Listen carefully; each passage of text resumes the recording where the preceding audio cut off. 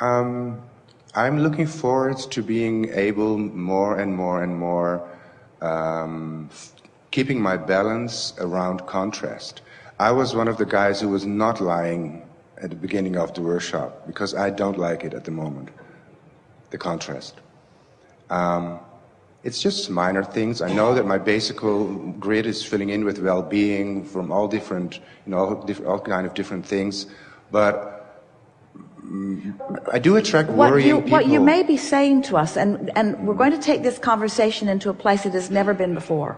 Oh, yes. We're just going to settle in here and have fun with this, because this is where this conversation of deliberate creation has now evolved to. We've been saying for a long time that contrast is all part of it. And you all take it to mean that you have to put up with what is not wanted in order to understand what is wanted. But consider for a moment, just let this sentiment settle into you so that you can really feel it in the way that we mean it. What if the very contrast that you think you don't want is a gift of the vortex moving into your grid? What if it is the grid filling in with the next logical step, given the whole of who you are and what you want? Are you following? In other words, what if the contrast that you think you don't want is not something unwanted? You're not being tested by it. It's a piece of information. It's a piece of experience in order to help you formulate with greater clarity what you are wanting. And since you are expanding beings, since we are all eternal beings, then don't you think it's time for us to embrace the contrast? And in doing so, don't you think it's time to embrace your own worthiness and to stop condemning yourself when you stand in a place that you or someone else would deem not perfect?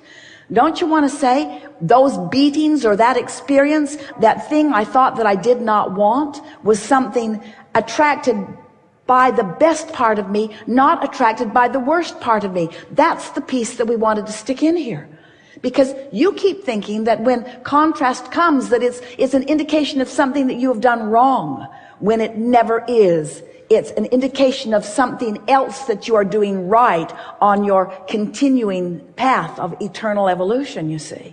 And in the moment you embrace the contrast is a good thing, as part of the process, as clarifying, not frustrating, or as stimulating, not embarrassing, or as valuable, not off the track, as on the track, not off the track.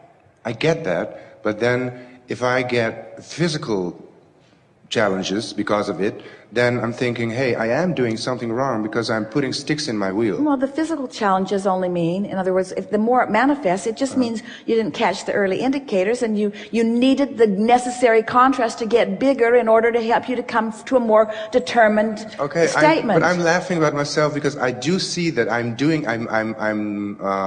aware of it happening, and I'm able to push it away. You're doing everything right except asking this question from the standpoint that you should stop that. You see what we're getting at? Yeah, in other words, why not say, this is how my life works. This is how my life works, and it's working really well for me. And I wouldn't trade any of it because I'm having such a robust, frolicking good time in the process. Can you hear that? Can you feel that?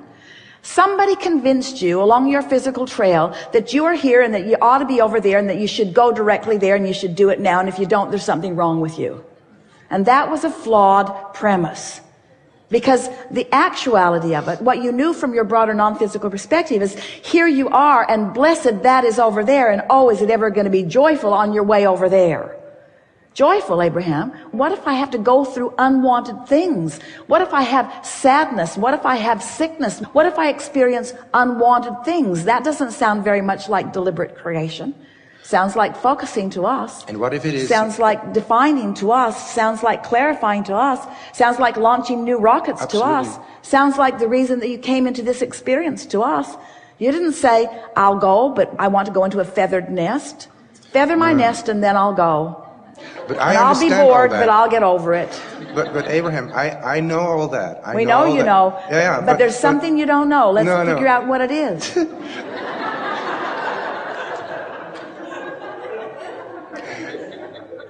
What if it's not my contrast, but if it's the people around me that are having contrast and they wanting to hear my version of dealing with the contrast, and then when I tell them how to deal with the contrast, they don't want to listen to it because they want me to commiserate, and then I retreat myself from it, and then they are pissed off with me because I'm not a commiserating person that I used to be. I used to be so empathetic, and now I'm so disappointing to my parents because I'm not listening to their agony anymore, and I love them very much, and I get so tired.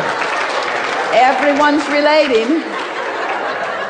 So here's our question to you. And then people think I'm cold, egoistical, and egoist, and I say, yeah, I am, and I'm enjoying it.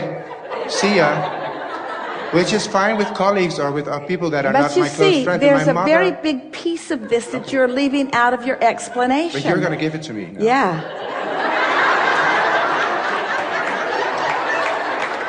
And that really big piece that you're leaving out of it is that it bothers you when they are upset with you.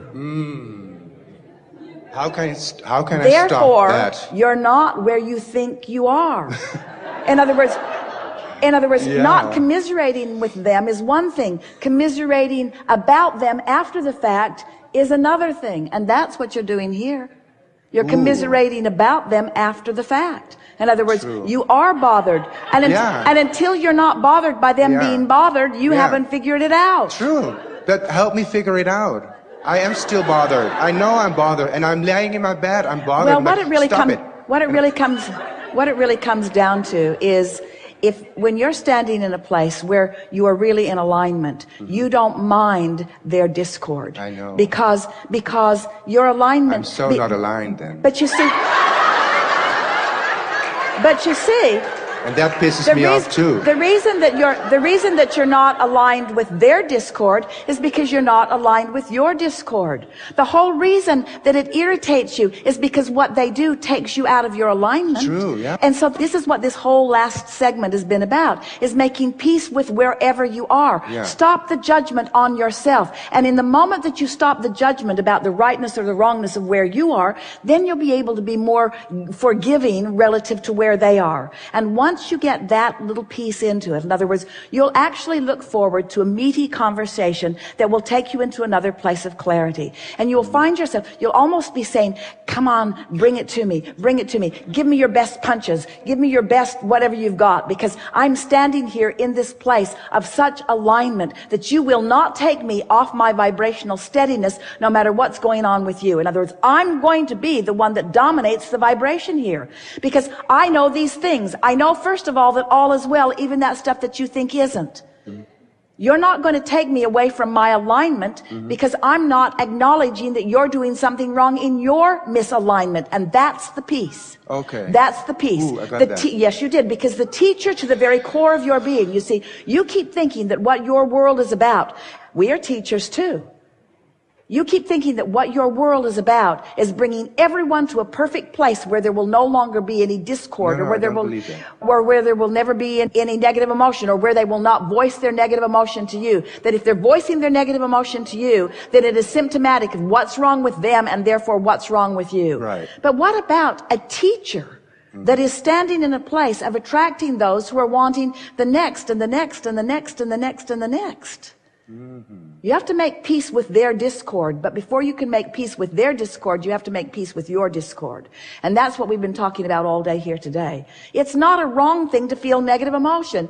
Oh, I am so upset that I have sensors in my hands that tell me about this hot stove. As soon as I get away from this hot stove, and as soon as the skin grows back, I'm going to have asbestos pads sewn to the palm of my hands and to my side also, because never again is this hot stove going to bother me. And I'm also, to make it less painful, I'm going to inject some painkiller, some Novocaine or something into my hands so that this is not such an uncomfortable thing. Or we say, here's a really good idea.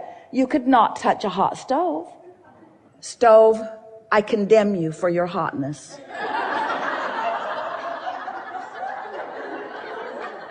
You need to cease to be, because I can't control myself. I cannot control myself. Therefore, you need to cease being hot. Because if you weren't hot, I could never get hurt. If you weren't negative, I could never feel negative emotion. But I can learn to keep my distance. I can benefit by the stove. I can benefit by the contrast that someone is living. I can understand that it's contrast that they are living, that they are bringing to me. I can bring them benefit by shining a brighter light on it. I can acknowledge the perfection that we are all living in. And so these are the steps to do that. And you think you know this, but we're going to say them anyway. You have to accept that you are an eternal being and that you are always changing and expanding. And if you are going to accept that premise, then you have to joyfully accept contrast. And if you're joyfully accepting contrast, then you have to accept it from everyone around you as well, you see. Where did you get to this place? We're speaking to all of you, but especially to you.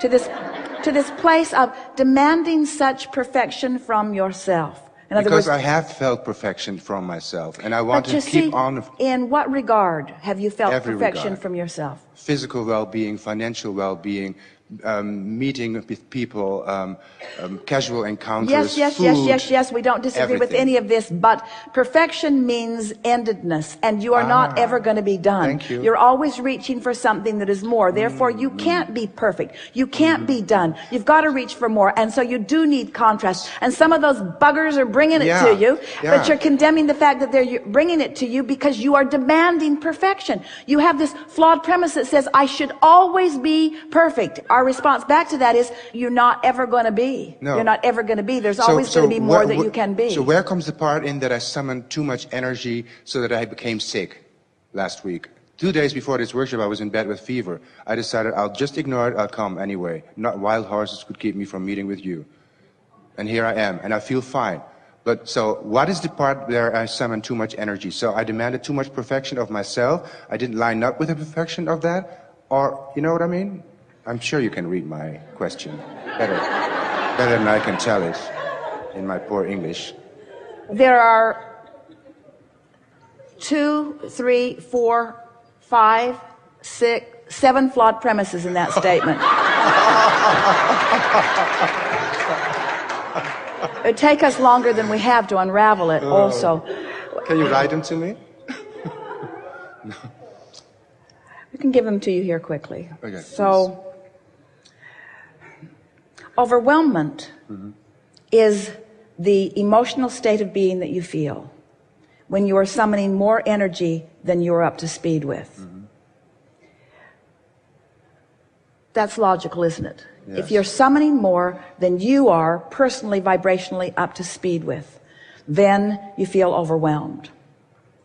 When that overwhelmment causes you to focus your attention upon other factors or other people that you are then blaming for the overwhelmment, then it begins a momentum that equals sickness.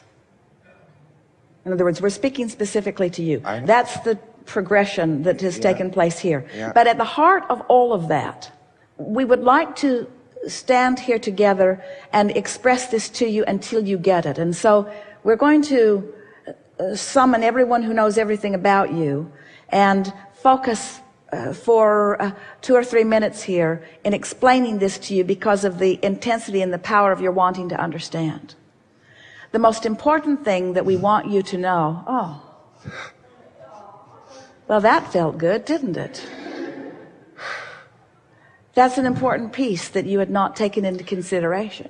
You have not understood the clarity and the determination with which we focus upon you, you imperfect, sick person.